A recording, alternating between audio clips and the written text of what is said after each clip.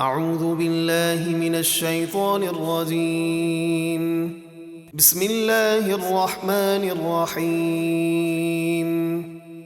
اب جو آیت کریمہ سماعت کریں گے اس کا شان نزول یہ ہے کہ کفار قریش کے سرداروں کی ایک جماعت جنگ بدر میں گرفتار ہوئی۔ صحابہ علیہم رضوان نے انہیں کفر و شرک پر شرم دلائی تو وہ کہنے لگے ہم تو تم سے افضل ہیں، کیونکہ ہم مسجد حرام کو آباد کرتے اور کعبے کی خدمت کرتے ہیں، حاجیوں کو سیراب اور قیدیوں کو رہا کراتے ہیں۔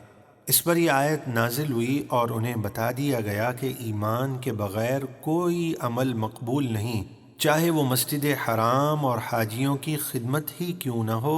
چنانچہ ارشاد ربانی ہے، ما كان للمشركين أن يعمروا مساجد الله شاهدين على أنفسهم بالكفر أولئك حبطت أعمالهم وفي النار هم خالدون۔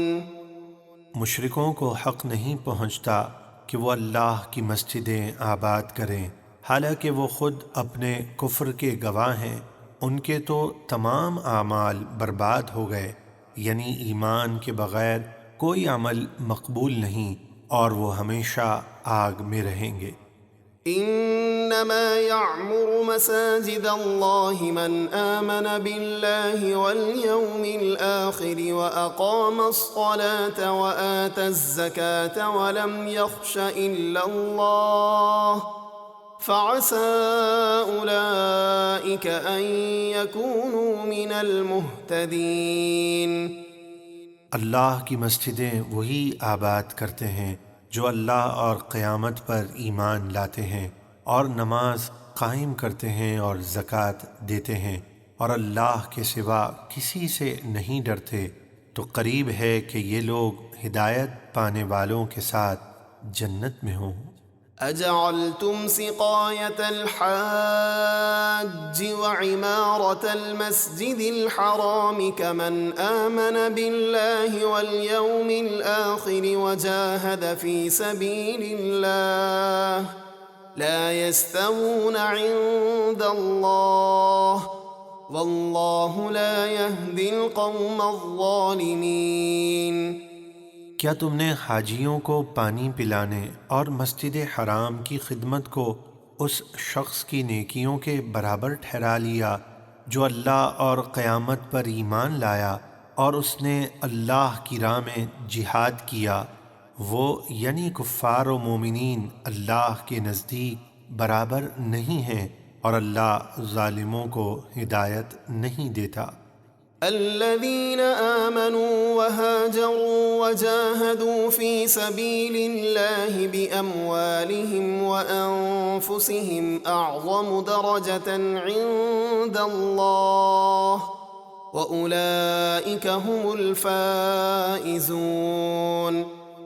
جو لوگ ایمان لائے اور انہوں نے ہجرت کی اور اللہ کی راہ میں اپنے مال اور جان سے جہاد کیا، اللہ کے یہاں ان کا بہت بڑا درجہ ہے اور وہی مراد کو پہنچے۔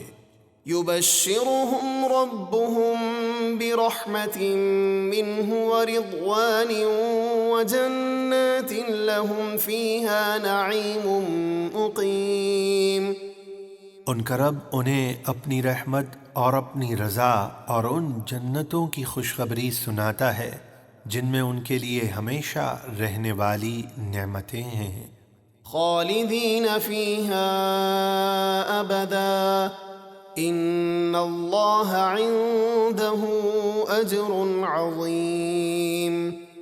وہ ہمیشہ ان نعمتوں میں رہیں گے، بے شک اللہ کے پاس بہت بڑا ثواب ہے۔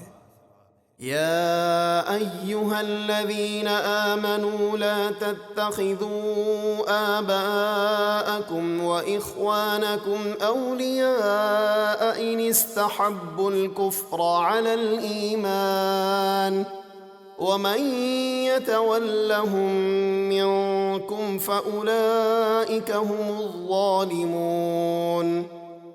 اے ایمان والو، اگر تمہارے باپ دادا اور تمہارے بھائی ایمان کے مقابلے میں کفر کو پسند کریں تو انہیں اپنا دوست نہ سمجھو، اور تم میں سے جو کوئی ان سے دوستی کرے گا تو وہی ظالم ہے۔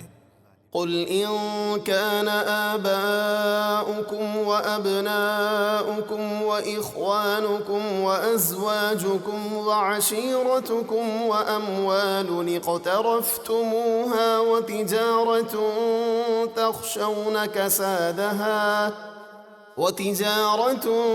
تخشون كسادها ومساكن ترضونها أحب إليكم من الله ورسوله وجهاد في سبيله فتربصوا حتى يأتي الله بأمره والله لا يهدي القوم الفاسقين۔ اے محبوب آپ فرما دیجئے، اگر تمہارے باپ، دادا اور تمہارے بیٹے اور تمہارے بھائی اور تمہاری بیویاں اور تمہارے رشتہ دار اور تمہارے کمائے ہوئے مال اور وہ تجارت جس کے نقصان کا تمہیں ڈر ہے اور تمہارے پسند کے مکانات، اگر یہ چیزیں تمہیں اللہ اور اس کے رسول اور اس کی راہ میں جہاد کرنے سے زیادہ محبوب ہوں تو انتظار کرو یہاں تک کہ اللہ تم پر اپنا حکم یعنی عذاب لے آئے، اور اللہ نافرمان لوگوں کو ہدایت نہیں دیتا۔